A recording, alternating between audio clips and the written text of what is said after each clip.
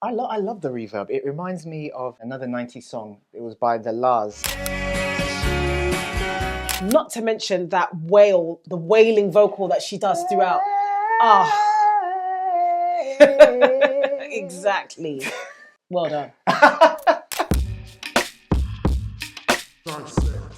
Welcome to another episode of Dissect the Music. My name is NK Soul. And my name's Roxy. This is the show where we break down music that we grew up loving. Whether the music came from a theme song, from a TV show, whether it came from a cartoon, or whether it was in the charts, we will break down these songs and figure out why we fell in love with these songs. So today we're breaking down another classic TV show. Which one is it, Rox? So we got the first episode of this show in the UK on CBBC, or Children's BBC, in 1994 with this rocking theme song that you could let all the after-school tension out before settling down to do your homework in front of it. The show was brought to life out of the books written by Francine Pascal and tells the story of twins, Jessica and Elizabeth, and follows their lives right through high school into college. The books were so popular that it was only right to turn them into a TV show. In fact, 181 of them were published. The theme song was produced by Ron Wasserman, also known as Aaron Waters or even The Mighty Roar. He's noted as being influenced by bands like Black Sabbath, Nirvana, and is a big fan of death metal. The theme song for this show was actually performed by Kathy Fisher, who would become Ron's wife and then his ex-wife. So join us as we break down another of Ron Wasserman's Rock and Roll Hall of Fame-worthy theme songs and pay homage to this classic piece of nostalgia. So today, we're dissecting Sweet Valley High. Sweet Valley High, let's go! Sweet Valley.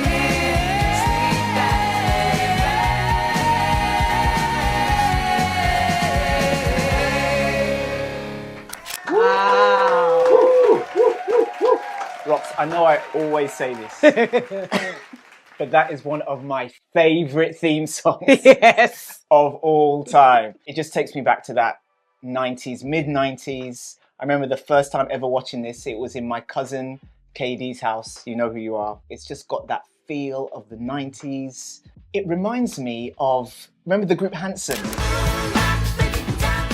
Yeah. It's that kind of vibe. This was straight after school, again, before I even put my bags down. Got the remote in my hand, CBBC straight away. This one would come on towards the end of CBBC because it was a bit more matured. And I loved this theme song. This is the power of a good theme song, right? I guess this is the reason why they invest so much in these.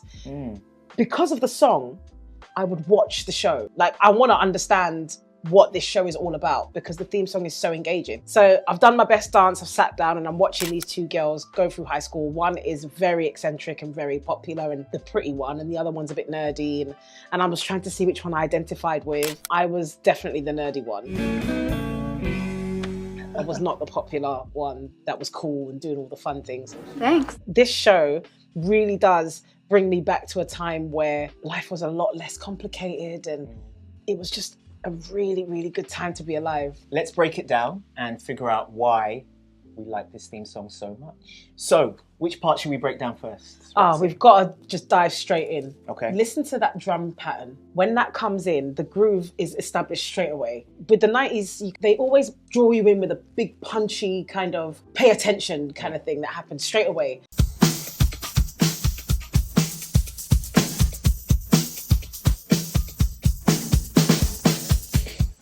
So yeah, very, very consistent. It's a running drum pattern. It's steady, it's rocky. You get the double time hi-hat and then the solid snare. Yeah. So it just keeps that groove train running really, really smoothly. So now that the drum pattern's laid, it creates a really nice foundation for the guitars.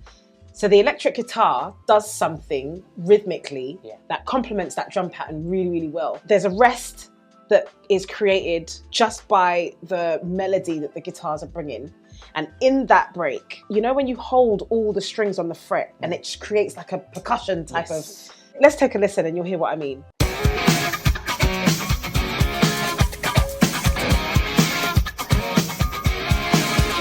Absolutely, yeah, very, very percussive. I love that.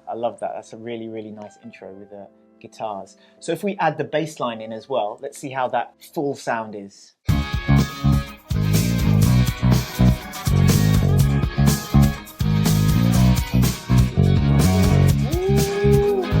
Yeah, I love the movement of the bass line there. Really, really nice underlying bass line. It sits really nicely behind the drums and the guitar. He sort of leaves room for them to do their dance, but he chips in every now and then just to let them know that he's there. It just adds really nice colour to it. But then he really gets to it, like, all right, guys, I'm here now. It's my time to shine, when the verse actually kicks in. Right. So then you get the nice running bass, the rhythm and the flow of it all. Boom, boom, boom, boom. Exactly. The star of the show, as you like to say. Yes. I would say in this song is the vocals. Absolutely. So if we listen to the vocals and see why we love it so much.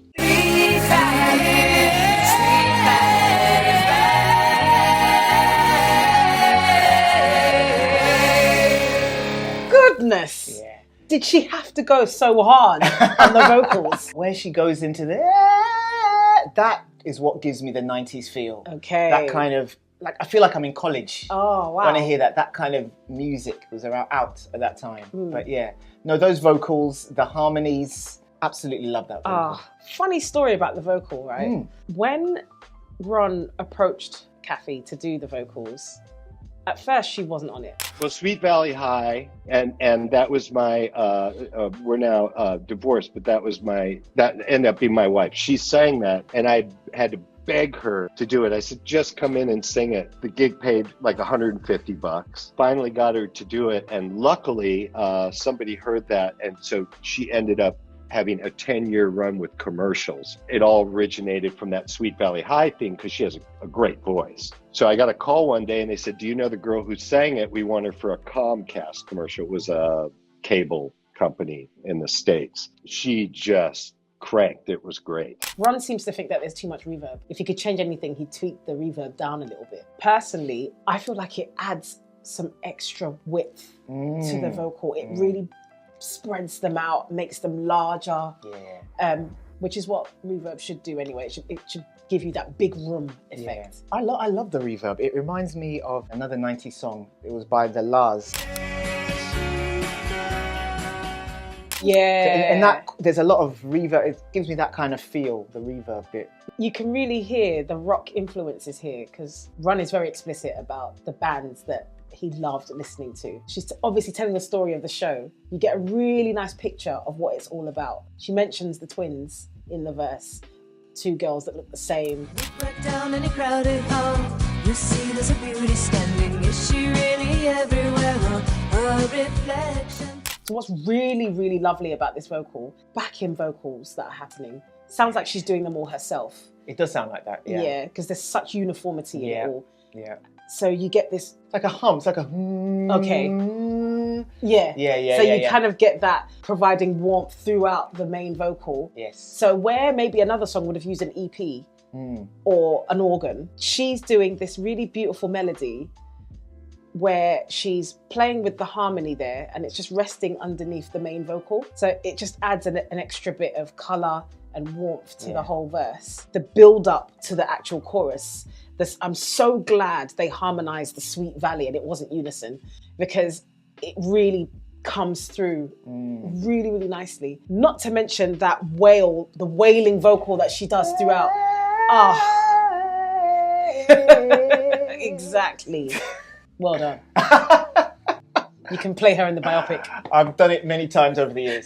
Not play her, but yeah, you know what I mean. Anyway, Sweet Valley High. A great, fun theme song that brings back a lot of memories. We need to categorize it. We need to put it in a box. Platinum, gold, silver, bronze. This is going to be interesting. Where are we going to place this, Roxy? For me personally, I love the vibe.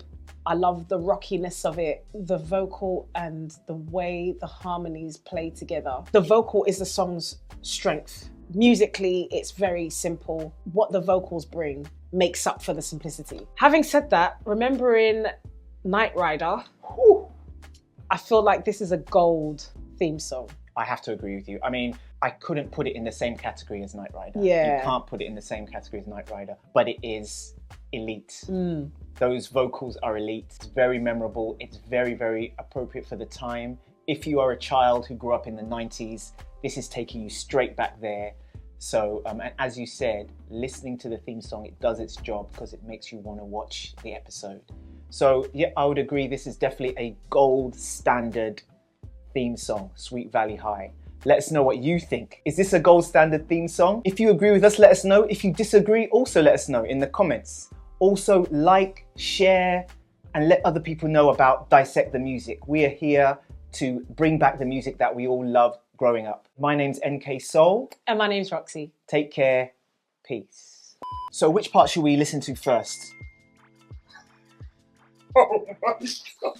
Now, I could do it with the drums as well, or should we just do... I'm just speaking to... On its own, yeah, you're not involved in this. Oh, conversation. sorry. Wow. Oh, damn it. Yeah.